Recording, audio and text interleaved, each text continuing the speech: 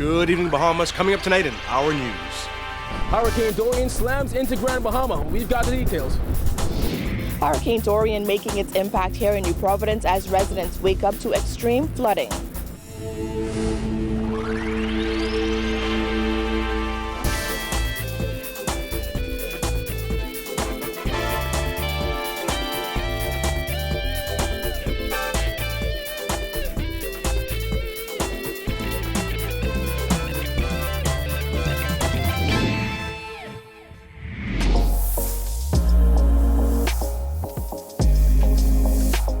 Our News is brought to you by Alive. Welcome to Our News, and thanks for joining us. I'm Jared Higgs. Topping news tonight, Prime Minister Dr. Hubert Minnis announcing that 5 people were killed as a result of Hurricane Durian over in Abaco. He made the announcement at a press conference at the National Emergency Management Agency on Monday evening. Our Gillian Gray was there and filed this report. Prime Minister Dr. Hubert Minnis called the devastation by Hurricane Durian a historic tragedy for the Bahamas. This as he confirmed that there have been 5 deaths in Abaco. There are questions about fatalities. Thus far, the Royal Bahamas Police Force has confirmed that there are 5 deaths in Abaco. Teams will go to Abaco as soon as possible for full and proper assessment and identification. We are going to be very careful about reporting such information, which should only come from the official channel and be verified by the Royal Bahamas Police Force. We need to be sensitive in reporting such information, and will do so as soon as we can have reliable information. The all-clear has not been given as yet for Abaco, however. The U.S. Coast Guard is already on the grounds providing help. I wish to report that the United States Guard is already on the ground in Abaco and has rescued a number of injured individuals. Critically injured individuals are being taken to the Princess Margaret Hospital here on New Providence. There was about 21, 5 were seriously injured, and the other 21, the others are being assessed. Those individuals would have been flown in by American choppers and subsequently dispatched to the Princess Margaret Hospital, where the medical team and personnel were waiting to assist. This morning, Cabinet signed exigency orders to waive landing fees and taxes for goods coming into the country to assist in the recovery efforts. Exigency orders have been prepared to allow donated and purchased relief supplies from registered charitable organizations to enter the affected areas free of customs duty and VAT in the immediate aftermath of the hurricane. Landing fees will also be waived in the affected areas, as well as departure taxes and customs processing fees for non-commercial flights. The orders cover Abaco, the Abaco Keys, Grand Bahama, Sweetings Key, Deepwater Key, and Water Key. In addition, the goods traditionally exempted after past hurricanes, we are including in these orders medicine and medical supplies, electrical generators, tents, cots, bedding material, and mosquito nettings. Individuals affected by Hurricane Durian are included in the exigency order, subject to verification by NEMA. The Prime Minister then made this plea for help to Bahamians. Due to the extent of the devastation, when weather permits and transportation resumes, I ask Bahamians and residents on islands not devastated by this monster storm to open their homes to friends, families, and others who may be in need. This is the time for us as Bahamians to show our love, our care, and our compassion for our fellow brothers and sisters. Your compassion at this most difficult hour will bring healing and hope to those who are traumatized by this destructive hurricane. Bahamians have a charitable spirit.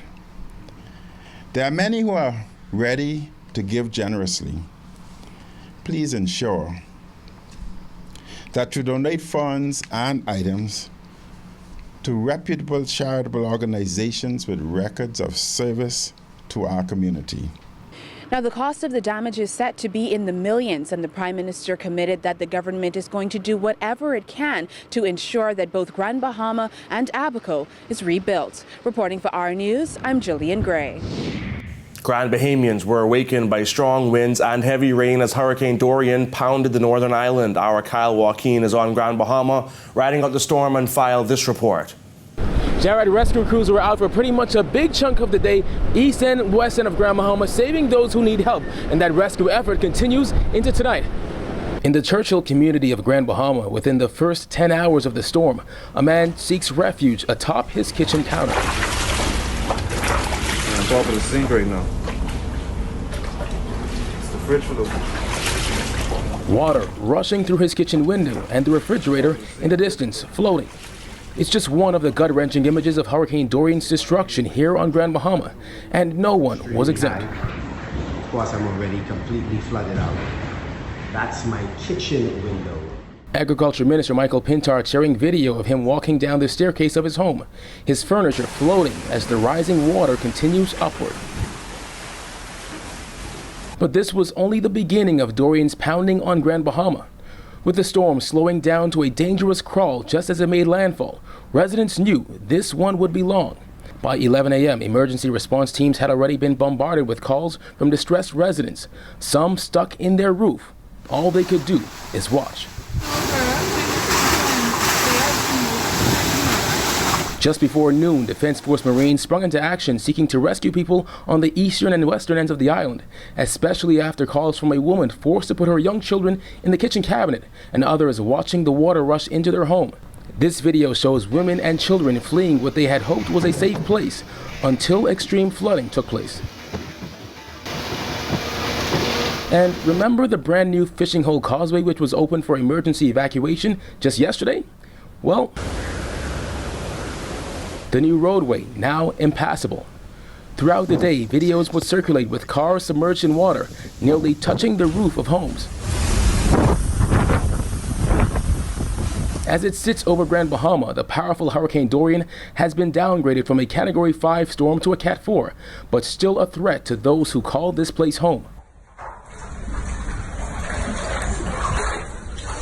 And you'd have to be from Grand Bahama to know that just beneath the raging water in this clip is a roadway. Yeah. Flooding everything now. Now, as the storm continues to pass into the night, we're asking those who do not have to go outside not to do so, at least until Dorian passes. Reporting from Grand Bahama for Our News, I'm Kyle Joaquin. Horror stories continue to come in from Abaco, which was slammed by Hurricane Dorian on Sunday. The life-changing storm obliterated homes and other buildings on the island and Keys, leaving some families with nothing. Jillian Gray reports. Heartbreaking videos from Abaco continued to flood social media, like the one from this apartment complex.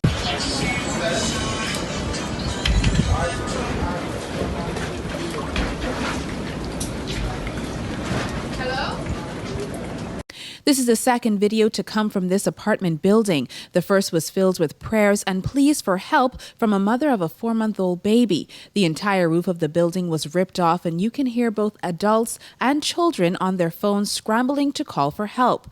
A young man stands in the corner of the building under the only shade left, holding that 4-month-old baby, singing to him, trying to keep him calm while the winds howl.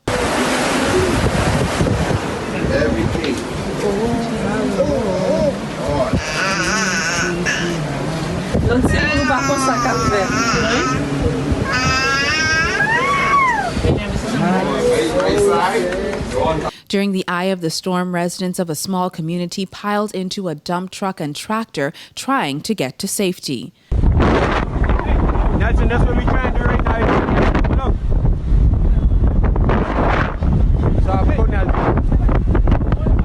Look. But there are few places for them to go, as the minister for that island said even the locations designated as safe havens have been compromised. We're holding strong and steady here at the government complex, which we've turned into somewhat of a makeshift shelter. All of our shelters were mainly compromised, and so in the lull that we had for 2.5 hours or so, and we were in the eye, people were able to come to the shelter and find sanctuary and safety. People seem to have been coming from all 4 angles toward this place. We also have people sheltered in the clinic in Marsh Harbor. Public clinic there is packed to capacity, as I understand it. Some injuries there have been reported. And so we're holding strong. We're asking you to continue to pray for us. Uncertain of what's happening in parts of his constituency, Henfield pleaded with residents to stay indoors and said help will be on the way soon. While there have been reports of deaths on the island, the Abaco MP said he cannot confirm that. As soon as this wind subsides a bit more, the wind and the rain, we will go and have a cursory look. We have reports of casualties. We have reports of bodies being seen. We cannot confirm those reports until we go out and have a look for ourselves. We want to say to the citizens here in Abaco who are in the impacted area, it is not safe to go outdoors. Power lines are down, lamp poles are down, trees are across the street. It is very dangerous to be outdoors if you don't have to be outdoors. As soon as the weather permits, our first responders will go to those areas where we had reports from individuals who were in distress. Reporting for Our News, I'm Jillian Gray. Here in New Providence, Pinewood Gardens residents spent the morning bailing buckets of water out of their homes after tropical storm conditions resulted in widespread flooding. Georgia O'Brien reports. Now, residents here in New Providence finally feeling the brunt of Hurricane Durian as they woke up to flooded conditions, such as this home here in Sapodilla Boulevard in Pinewood Gardens. As you can see, the entire yard and street is flooded. Residents say that they were not expecting what happened last night. Residents in the Pinewood Gardens area were already outside assessing the damage of last night's rainy conditions, which left many homes flooded. As our news drove through the neighborhood, an ambulance could be seen with water up to its hood attempting to rescue someone. Residents also tried to retrieve garbage cans that had floated away. Although the New Providence residents were warned that they could feel tropical storm conditions, Ricardo Rose said he has lived in the Pinewood Gardens area for 18 years and he wasn't expecting this, as several inches of water made its way through his home. I wasn't expecting it. I mean, I see this before now, with it Hurricane Floyd, but wasn't expecting this. While no water came into the home of Philip Bowleg, he said he was surprised that drains were not cleaned ahead of the storm. He said he is sure that many residents were caught off guard. When I went to bed, yes, it was just little light surprise. And when I like about 11 o'clock, I started getting calls and started saying various areas of Nassau started flooding. And then when I looked outside my window, then I realized the water was rising in this area. However, some residents in Pinewood Gardens tried to make the best of the situation, preparing floaties to use in the street and even jumping in a kayak. Meanwhile, Louise Taylor said after the early morning power cut, she and her grandchildren opened the screen door and watched the water levels rise. Yes, I was very impacted because I never seen the rain this much. Because if it had rained a little bit longer, the water would have come into the house. Esther Cargill, who is fairly new to the Pinewood area, said while her yard is flooded, she is just grateful that it didn't make its way into her home. I came out about around 2 o'clock after all the thunder and lightning, and I came out to see how my yard was. And I say, thank you, Jesus, I'm blessed, because the water wasn't exactly in my yard. Over on East Street, several drivers braved the wet conditions and drove through the street. We met Rasta standing on the porch of a flooded apartment complex on Winder Terrace. He said there was about 4 to 5 inches of water inside his home. Well, now you get about 5 foot of water in the road and probably another 4 inches in the house. Got a car already stalled out in the middle of the road, water up to the dashboard. While residents were stunned by the level of flooding, many reacted to videos of Abaco and Grand Bahama and prayed that family members and friends are safe. I have a lot of my family in Freeport. I was in contact with them late last night and then again early this morning, basically checking on them and see how the weather was. They told me that it slowed down to 1 mile per hour. Actually, my brother's in 8 Mile Rock. I have a sister in the heart of Freeport, that is Piners Loop, and another sister out in the eastern area. So the ones in the east, I haven't heard from them as yet. Man, it's sad, it's sad. It's sad. I have a cousin in Exuma, our best friends from Abaco. They can't hear from them no more. They can't reach them. So it's sad. I don't feel too well because I also have a grandson in Abaco and I have a grandson in Freeport. But you know, they are little children. They are little children. Reporting for our news, I'm Georgia Bain. In the east, the Foxhill community also experienced flooding, forcing some residents to seek refuge at the area's community center. It surprised me, to be real. Man, I wasn't expecting it at all. Heavy rains causing a scare for Foxhill residents. Many of them say the water was starting to enter their homes. And last night I couldn't sleep because I was scared. Basically, the water was basically up to here. The heavy rains on Sunday night, the outer bands of Durian, forcing some to seek refuge at the Foxhill Community Centre. When we visited on Monday, it was pretty empty, as many of those who spent the night had returned to check on their homes. It can definitely destroy property, and with things being hard economically now for people to now go and have to deal with those things. So we're here to help as much as we can. Area MP Chanel Ferguson says residents are welcome to be in and out as they please. As a matter of fact, a few of them have already come and claimed their spaces here. So we worked through the night. Over on Step Street, some kids play despite water being near knee-high in some areas. 43-year-old Sheffield Sweeting is a senior man in the area, according to neighbours. He's a lifelong Foxhill resident, encouraging those who live around him to be resilient. The flooding, maybe we could deal with it. We have no choice. The man's neighbour, 47-year-old Jasmine Russell, is a bit unsure about predictions for more rain late on Monday. I'm very nervous about tonight. Despite her uncertainty, she says she'll prepare for the worst and hope for the best. I can have to wear it out. That's the best thing I can do. I mean, we shouldn't have shelter, but you know, some people don't like to go to shelters and stuff like that. You see, they just like to stay in their home because nothing is safe and better as your own. In addition to severe flooding in portions of the island, New Providence residents also endured an hours-long island-wide outage. While some BPL customers were livid, others say they still have a lot to be grateful for. Vonnie Toot reports. It's horrible, it's disgusting, and I will never vote again in this country for no government. Despite assurances from senior government officials that BPL would do all it could to keep the lights on during the passage of Hurricane Dorian, New Providence residents woke up in the early morning hours to an island-wide blackout.